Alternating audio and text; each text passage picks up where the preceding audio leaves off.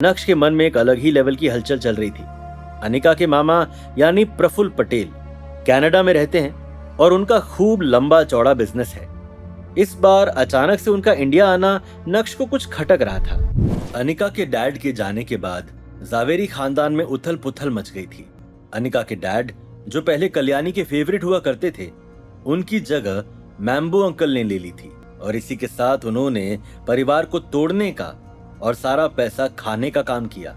उस समय अनिका के परिवार को चित्रा के भाई यानी प्रफुल्ल पटेल ने संभाला, जो कनाडा में वेल सेटल्ड थे। जब प्रफुल्ल ने नक्श को एंटर करते हुए देखा, कहा, अरे नक्श, जल्दी से यहाँ आओ, जी भर के तुम्हें देखना चाहता हूँ। लगभग 2.5 साल हो गए तुम्हें देखे हुए।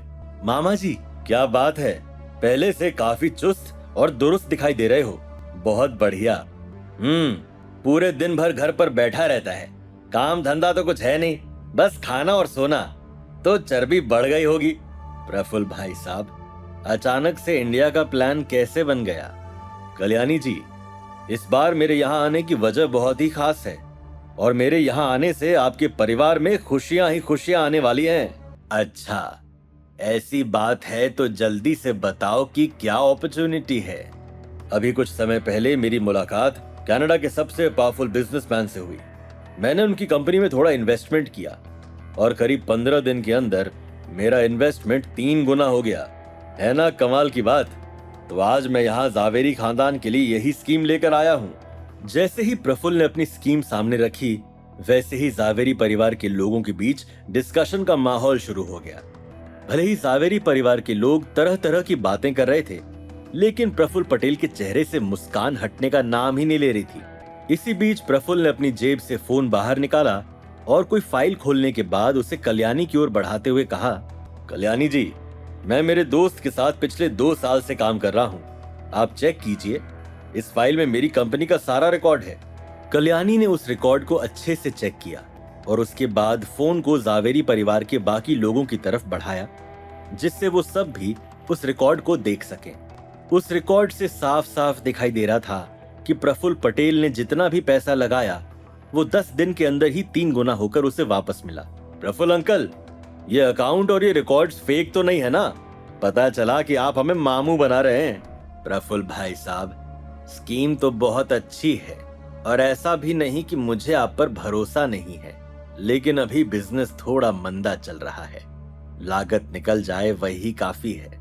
कल्याणी जी, ये जो मेरा दोस्त है वो कनाडा में बेहतरीन डेवलपमेंट कर रहा है, उसका फोकस लेटेस्ट इंडस्ट्रीज पर है, सभी से टाई अप भी कर रखा है। मैं आपको गारंटी देता हूं कि बिना किसी रिस्क के आपका परिवार खूब सारा पैसा कमा सकता है। लेकिन प्रफुल्ल भाई साहब, वो कंपनी तो कनाडा की इंटरनेशनल कंपनी है और बहुत जल्दी इंडिया में भी ऑफिस खोलने वाले हैं। अगर आप मेरे दोस्त की कंपनी में इन्वेस्ट नहीं करोगे तो कोई और कर लेगा, लेकिन अगर ऐसा हुआ तो बाद में आपको ही पछतावा होगा कि आपके हाथ से इतनी अच्छी अपॉर्चुनिटी चली गई। मामा जी, ये सब मुझे झोल लगता है। मुझे लगता है कि हमें एक बार आपके दोस्त का वेरिफिकेशन करवा लेना चाहिए। ये तुम क्या बकवास कर रहे हो? अगर तुम्हें कुछ समझ नहीं आ रहा है तो शांति से खड़े रहकर बस चुपचाप सुनो, अपने ओपिनियंस अपने पास रखो। मम्मी जी, मैं बकवास नहीं कर रहा हूँ, मैं सच कह रहा हूँ। मामा जी ने स्कीम के बारे में तो बता दिया, लेकिन ये नहीं बताया कि सामने वाला इंसान 15 दिन में 3 गुना पैसा कैसे करता है। ये कैसे पॉसिबल है? ये पूरा का पूरा यूजलेस है। इसकी सोच ही छोटी है, वैसे भी इसे अपनी जिंदगी में करना ही क्या है? और ये यहाँ क्या कर रहा है? घर जाकर इसे घर के काम करने चाहिए। मनी माइंडेड लोगों के बीच में इसका क्या काम? जावेरी परिवार में कुछ ऐसे भी लोग थे जिन्हें पैसों से बहुत प्यार था। जब उन्होंने इस स्कीम के बारे में सुना तो पता नहीं वो क्या क्या सपने देखने लगे थे और उन्हें नक्श की ये सारी बातें बिल्कुल भी पसंद नहीं आ रही थी। एक एक करके सभी ने नक्श को डांटना शुरू कर दिया था। नक्श, चुप हो जाओ, मामा जी आज ही कनाडा से आए हैं और तुम उन्हें गुस्सा दिलाने का काम कर रहे हो। बीवी, क्या तुम्हें उस स्कीम पर भरोसा है? क्या तुम्हें लगता है कि ऐसा कुछ होता है? नहीं, मुझे भी भरोसा नहीं है, लेकिन तुम्हें बीच में क्यों पड़ना है? तुम बस शांति से मेरे साथ खड़े रहो और सुनो। प्रफुल्ल भाई साहब, क्यों ना हम पहले 30 करोड़ रुपए से शुरुआत करें। अगर हम 30 करोड़ रुपए का इन्वेस्टमेंट करेंगे तो मेरा दोस्त आपके परिवार के बारे में क्या सोचेगा? मेरे दोस्त को और इन्वेस्टमेंट नहीं करने थे, लेकिन वो तो आपका और मेरा अच्छा रिश्ता है, इसलिए वो मान गया। एक मिनट, अब आप सभी बताइए कि हमारे परिवार को उस कंपनी में कितना इन्वेस्टमेंट करना चाहिए। कल्याणी जी, मुझे लगता है कि हमें और पैसा लगाना चाहिए। मेरी मानिए तो सारा पैसा लगा दीजिए, 15 दिन में 3 गुना हो जाएगा और उसके बाद आपको और पैसा लगाने की कभी जरूरत भी नहीं पड़ेगी।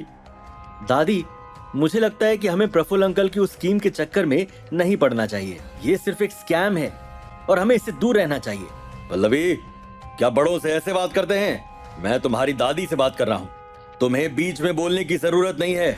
क्या अपनी सारी जायदाद से रातों रात हाथ धो बैठेगा जावेरी खानदान? क्या नक्श इतने अपमान के बाद भी करेगा जावेरी खानदान की मदद? और अपनी बहन की मदद करने वाला चहेता भाई आखिर क्यों उसी का घर डुबाने में लगा हुआ है? ये जानने के लिए देखिए अगला एपिसोड सिर्फ पॉकेट FM के YouTube चैनल पर, और इंस्टा एम्पायर के सारे एपिसोड्स को सुनने के लिए डिस्क्रिप्शन में दी गई लिंक से डाउनलोड कीजिए पॉकेट FM ऐप।